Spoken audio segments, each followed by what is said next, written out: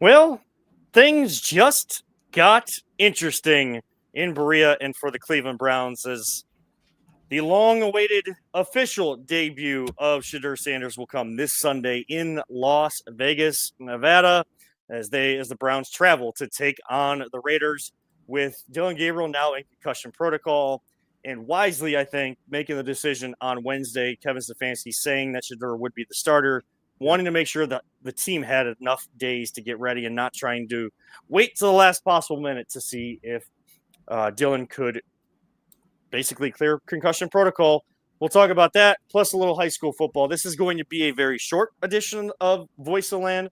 Of course, we are partnered with LPV Productions and brought to you by the great people at Greeny Sports Cards. Going to be working with them a lot more as we get closer and closer to Cleveland Crunch Soccer as well. They are one of the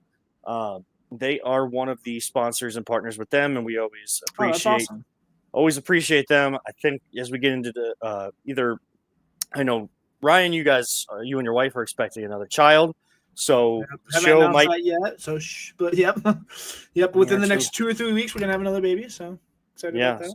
So, I'm sorry about that. Sorry to I'm breaking news. That's fine.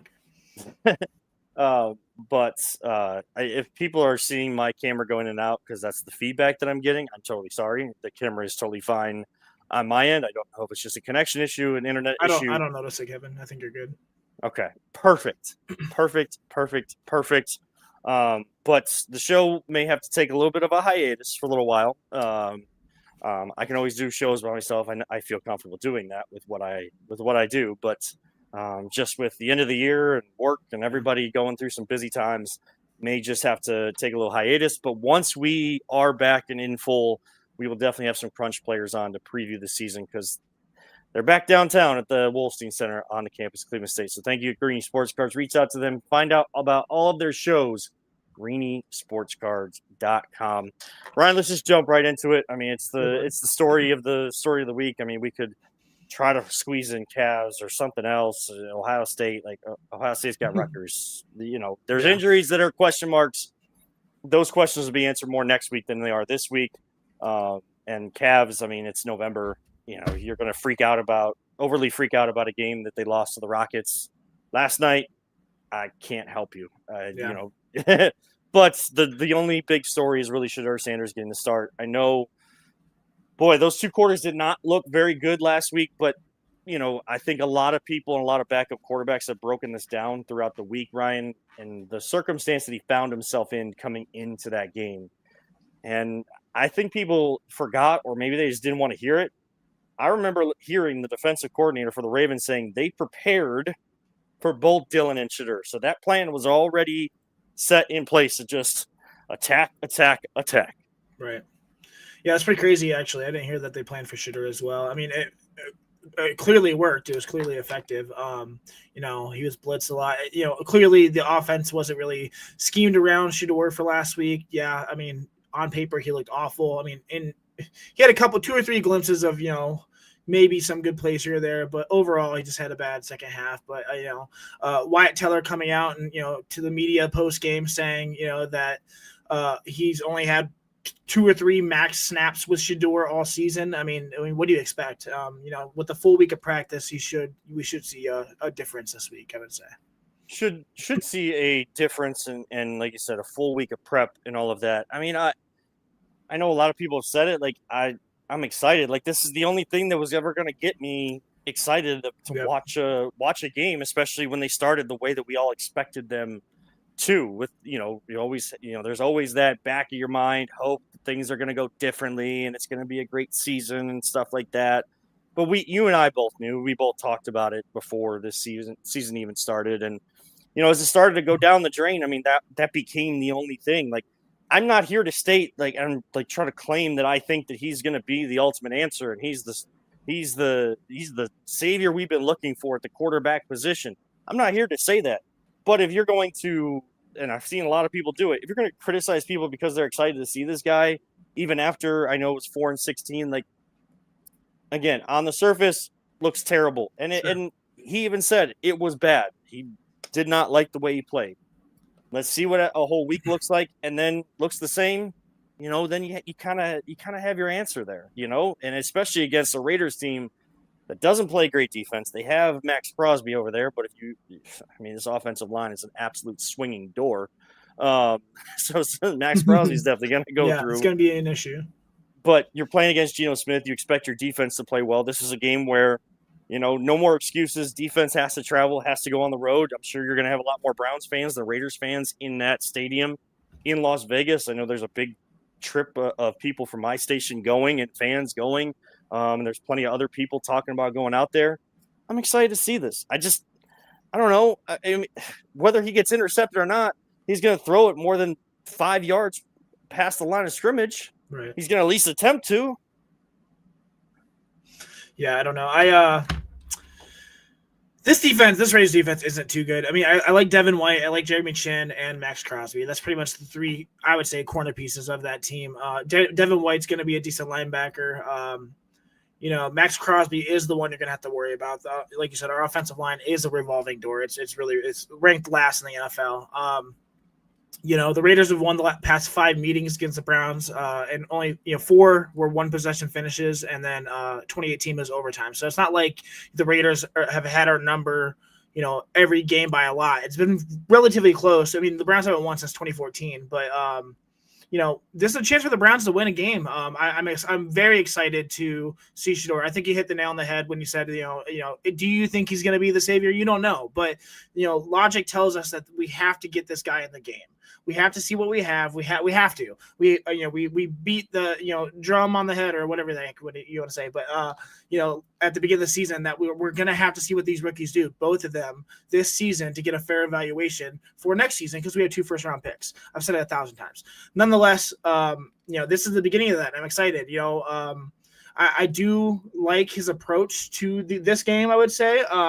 Yesterday he was talking to the media. He said, quote, I know our fans have a lot of expectations and hope, and I would be doing a disservice to myself and a disservice to the organization if I didn't feel like I am the guy. I did everything I need to. I'm doing everything I need to prepare, to be the best version of myself as possible.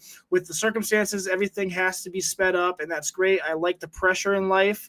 I'm not just excited for I cannot read today. I'm just excited for everything. So I feel like I'm the guy. I know I'm the guy, but you'll just have to wait and see. The game has got to speak. I mean, I love that mentality. I absolutely love it. For a guy who was been talked about for, is he going to go second overall? And he had the historic drop to the 5th round. Whether, you want to say why that happened, it doesn't matter. He was a 5th round pick, and now he's getting a shot. I think that, him getting drafted in the 5th round put a chip on his shoulder. I'm excited to see what he's got this week for sure. Wouldn't it be nice to, be able to use the other picks for next year on complementary pieces instead of a quarterback? I'm not sure if we have a lot of time this season left for the front office to properly evaluate to make that decision, but it would be so nice to, just add a little thorn in their foot or something just by playing very, very well these next few games. So. And I love that you brought up that specific quote, because I think a lot of people had this, if you don't like Shedeur, like you had a negative response to that quote and you didn't really listen to it and what he was meaning and anything like that. You're just hearing, oh, I know I'm the guy. Like, right. How could you say that after what you did last week? And you came out of Colorado, like, you're not actually this good player, but I want a player to have that kind of confidence, number one. And if they don't, like, look, there's plenty of people and plenty of players that have come through the NFL draft, NBA draft, MLB, WNBA, all of these different leagues that have the confidence that they are able to play at that level or even like be one of the best at that level. And if you don't have that confidence, then you're really not going to even get to that chance to even have a chance to be drafted. And so does it always work out? No. But you have to have that confidence, and everybody that pulled that clip and pulled that quote, of course, you're going to get the thing that makes the headline. I believe whatever context fits your narrative. So right. Yeah. But what did he say? Reread what he said right at the end. Yes, he said. So I feel like the guy. I know I'm the guy, but you'll just have to wait to be able to see. The game has got to speak. The game has got to speak. Like he's even admitting. I can have all the confidence in the world myself, but if I don't go out there and produce, I'm not going to be around very long. I'm not going to keep getting these opportunities. So I either got to show up, show out, or I'm going to be right back on that bench. Like, he understands that. And, Right. you know, everybody can, whether you want to claim that he's been given a disservice, Kevin Stefanski hates him, or, you know, like Kevin Stefanski's done it right because this guy's not very good. They shouldn't even be here. This is a detriment to Kevin Stefanski. Andrew Berry did it. There is no like realism in this, and I get that. But that's what's going to make a lot of this exciting, because the conversation all day long, and this is a 4:05 Eastern time game. So for us, we're going to get this conversation all day long at half times of the 1:00 games, all the pregame shows, everywhere like that. And I apologize. I know you guys have a Inside the Edge pregame show. What time are you guys doing that this week? We're probably going to go live at 11 still, just for, just the sake of the show. Every week we go 11, but yeah. Well, I apologize. I'm filling in on our what we call opening drive at ESPN Cleveland. I'm filling in as the host this week. Well, nice, bro. Congrats. It's at 11 as well, because that's cool. The Browns radio network is 4 hours, and we have to hold that, so that we always go an hour before that starts. Sorry to have something going. All good. Go do your thing, brother. So you and I will be both talking about this at the same time, just not together. Like we probably would be, even pretty good show in that regard too. But right. I mean, it's exciting, but just I've stayed away from Twitter this week. That's for sure. Not on there as much. And if I'm retweeting a lot of stuff, I don't know if you saw, Ryan. It's a lot of soccer stuff, because I can't get into these conversations, because look, the sideline reporter, and I know that I work with him. He's one of my teammates, so people, take that with a grain of salt if you don't believe anything that's said. But the sideline reporter for the radio network, Gerard Cherry, 3-time Super Bowl champion with the New England Patriots, said that he specifically made it his job in that second half to watch the interactions between Kevin Stefanski and Shedeur Sanders. And all he saw was a coach putting an arm around him. Even if his head would go down, Kevin Stefanski would pick him up. He was supportive the entire time. Does Kevin Stefanski, was that his guy in Shedeur Sanders? Probably not. But this whole thing about him hating him, look, if that was the case, then that's the type of person that Kevin Stefanski is. He wouldn't even lasted this long. And I know, Brian, you wanted him gone before that, but for years now, brother. For years. But still, like, he would not have lasted this long if he had that type of mentality as a coach with players that he wasn't necessarily a fan of. Yeah, I don't think he's necessarily sabotaging. I mean, for me, I was a little skeptical when it was announced that Dylan Gabriel was Joe Flacco's backup. He got the reps with the starters in case Flacco went down. Then Flacco was traded clearly, and then Shedeur was deemed the backup since week 5. And then, Wyatt Teller comes out and says, I've only had, 3 or 4, a handful of snaps with the guy and heard his cadence all year. So, that's a little concerning to me that you're instantly having Dylan Gabriel practice with the ones just in case. But Shedeur, since week 5, has not practiced at all with them. I'm not saying he's intentionally sabotaging them, but I do think that he has clearly mismanaged his entire season with these quarterbacks from preseason until now. So, absolutely. And I know that the whole conversation about reps became a big thing this week too, and that has always been there. I don't think people don't want to hear reality. They don't want to hear the truth that backup quarterbacks don't get many reps, and especially if you're gonna, like, during the season.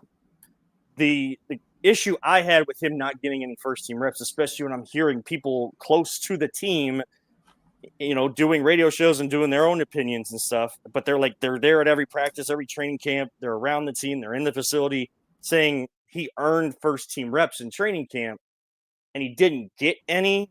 Like, that is where the rep conversation, really just, I didn't like the way anything was handled. And to have 2 rookie quarterbacks here, I mean, this whole thing has just been mismanaged. It's not sabotage, it's mismanagement. It's lack of awareness of how this is going to go. And if the Browns didn't realize how big of a polarizing figure Shedeur Sanders was going to be, when you've already gone, like, Jimmy Haslam's been around for Johnny Manziel, Baker Mayfield, and I'm not saying he's like them in terms of character, but in terms of polarization, celebrity, all of that, like, that takes it to the nth degree. And if you didn't think that this was gonna go this way, boy, oh boy, you really did not do your research. Yeah. One thing that concerns me as well, not concerns me, but maybe is something of note. Shedeur's house was broken into during the game last week, and $200,000 worth of his possessions are stolen, literally at the same time as he was getting on the field. That concerns me. Maybe with him psychologically a little bit. I mean, maybe a little bit. I mean, if someone was in my house and did that, I'd be pretty paranoid. I'd probably be up late at night listening, waiting, protect myself from my belongings. I'm nervous that this may affect him in the upcoming game this week. I mean, there's no way that he's just going to forget that last time he was on the field, his house was robbed and all of his stuff was taken. I'm sure that he's probably hired security, but nonetheless, I hope that doesn't mess with him, mentally during the game, especially since the Medina County Sheriff's Office said that there are no suspects at this time. So the people that did it are still out there. That is just another tiny little factor that hopefully doesn't affect him. I do like his quote, like I said, but in the back of my head, I'm wondering how he's handling being at home at night. Yeah, that is very true. And I mean, maybe it was a lesson, like hard learned lesson about, if you're going to get a home, you got to have security around the home. Like right. These days, people get crazier and crazier. And people's ability to get to things much quicker. I mean, look, if you can break into the Louvre, yeah, and take her back, man. Yeah, you can take stuff from there. I mean, it's going to happen. I do wonder what his mindset is, but I feel like at least he displays the right head on his shoulders. Sure. How does it come out on Sunday? I don't know. I mean. Yeah. Hope well. I know tomorrow at work they're going to ask me for a game prediction. You know what I'm going to say who wins on Sunday? The people in our office that get to go to Vegas on this trip. There you go. Because I don't know. The Browns should win this, but they were supposed to beat the Jets and they didn't. Yeah. There's the defense. Defense is great, and Myles Garrett is on an absolute tear right now. And he's on pace to break and smash the sack record in a single season. This year, I think he has 15 already. He has 22 tackles for a loss, which equals his total from last year in 17 games. He's still got 7 more games to go. 7 games and 8 sacks to break the record. That's a pretty good odds. So, and I mean, and for a guy like Myles, that I know that he has become more of a team guy as years have gone on. How big of a leader is he? Those are conversations at a different time, but he is a guy that's motivated by some individual things. So if in order for this defense to not quit on this year, it's going to be Myles Garrett leading them because he has this back of his mind motivation. I want to be that guy. I want to break that record. I want to win Defensive Player of the Year again. I got to get something out of a year that is completely gone awry, just like last year. And said he was given a plan, and I don't know what that plan was because. I think the plan is to break the record, and it helps probably a little bit more motivation. The 2 people that own the record right now are Michael Strahan and his rival TJ Watt. They're tied for the record, so that might be a little more extra motivation to break that record this year. So, yeah, so it's going to be fun. It's going to be exciting. There's theater involved, and sports is supposed to be. I know that people don't like pro wrestling, but WWE, their mantra is World Wrestling Entertainment. Sports. Yeah. Entertainment. There is choreographed athleticism that entertains you like a TV show, some sort of dramatic TV show that you got to catch every single week, those types of things. It's not just pro wrestling, though. The entire world of sports is entertainment. And I haven't been entertained at all this year. I haven't been able to even dig in to be entertained. Yeah. I know one way or another I'm going to be entertained this weekend. I'm not going in with any expectations of this team winning, him doing amazing things like that. I'm just going in as a fan of football, of a fan of entertainment and theater, and just going to soak it all in. You know what is entertaining, Kevin? High school football. Yeah. High school football, baby. Miles McLaughlin. You want to talk about him real quick? Yeah, let's go. All right, Miles McLaughlin. We're switching over to high school football real quick. For those of you who may have missed our last couple shows, we are a fan of a kid. He's a high school player from Knox, Indiana. His name is Miles McLaughlin. He's a running back. He's putting together one of the most dominant careers in high school football history. it's actually official that he this last week set the national records for touchdowns and yards in a single season. He has a whopping 71 touchdowns this year and 4,768 yards this season as a senior. And he still has another game, so he's just going to pile on those stats as well. You're probably thinking like, wow, that's one great season he's having. That's definitely an anomaly. I cannot speak. Definitely not. He has 11,761 total yards in his high school career. 11,761 yards in 4 years. Craziest thing is, like I said, he's still playing. In fact, he actually recorded his game-clinching interception last week for his team as well to progress into the playoffs. So he holds the record for most touchdowns in a season, most yards in a season. But he's also only 366 yards away from passing Derrick Henry's record of 12,124 yards in a career in high school. 366 yards away, and he's averaging 368.8 yards per game this season. Last week, he had 372 yards. He's guaranteed at least one more game this week, and if Knox wins, then McLaughlin would also be able to play in the Indiana State Championships there, where he'll for sure end up owning the record. But just to be safe, better go ahead and get those 366 yards this week to break the record. Guys, high school football history is about to unfold this season. You need to lock in. 2 weeks ago, I mentioned that despite his incredible stats, he had 0 offers to play in college. And also he's a 0-star recruit on 24/7 Sports. Well, last week he received his first Division I offers from Franklin College, St. Mary of the Woods, and Wabash College. Really grateful for those offers, but we're going to wait for better ones, But after this past game, after last week, he got offers from Ball State and Murray State as well. So much better programs. And 24/7 Sports made him a 3-star recruit finally. So now he's on the board. This dude is doing something special, and it's really cool that we've, seen this diamond in the rough go from criminally unrecognized to getting the recognition he deserves. One other fun fact I want to mention, this past game against the Browns, Derrick Henry finally caught up to his high school record of rushing yards in the NFL. It took him 9 seasons in the NFL. Derrick Henry now has 12,127 rushing yards in the NFL, 3 more yards than he did in high school. Jeez. Yeah, 4 years versus 9 years. And, yeah. I mean, it also tells you the level of talent as you go. For sure. Each one. I mean, he's got a chance to do that. We're big. We got to send him a clip of this or something to somehow Dude, get it. yeah.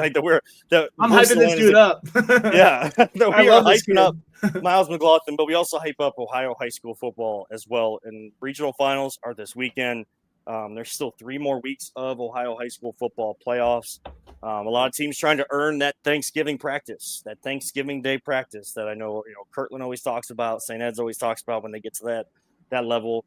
You got some good ones this week. You got St. Ed's and Mentor in Division I, 2 Division II Northeast Ohio games, Hoban and Walsh, Medina, Highland, and Avon. And Highland is flying this year, but Avon is the defending state champion. You got Cuyahoga Valley Christian Academy, CVCA versus VASJ. That's going to be a barn burner.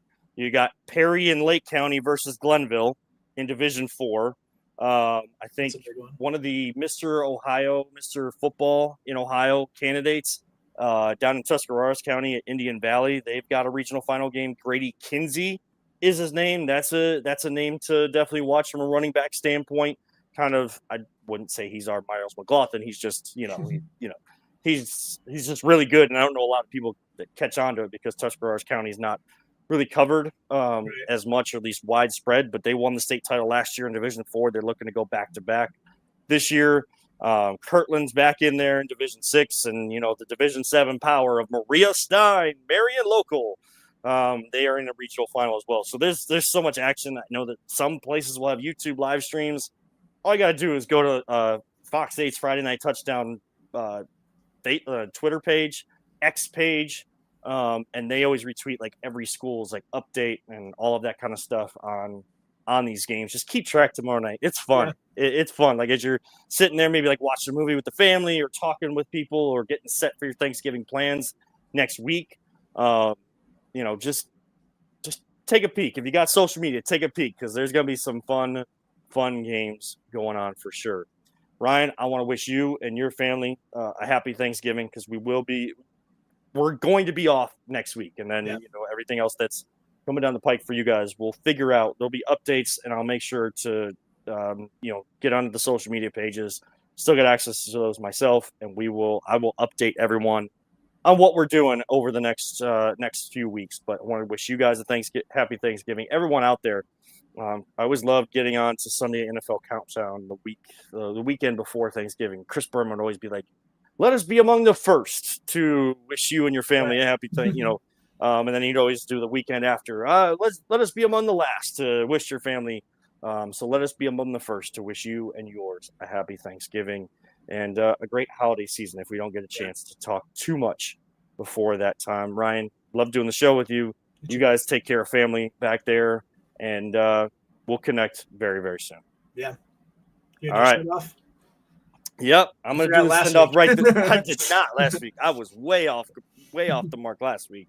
But for Ryan Mosser, thank you to our great friends at Greeny Sports Cards. Reach out to them, greenysportscards.com. Thank you to Peter Tellup and LPD Productions.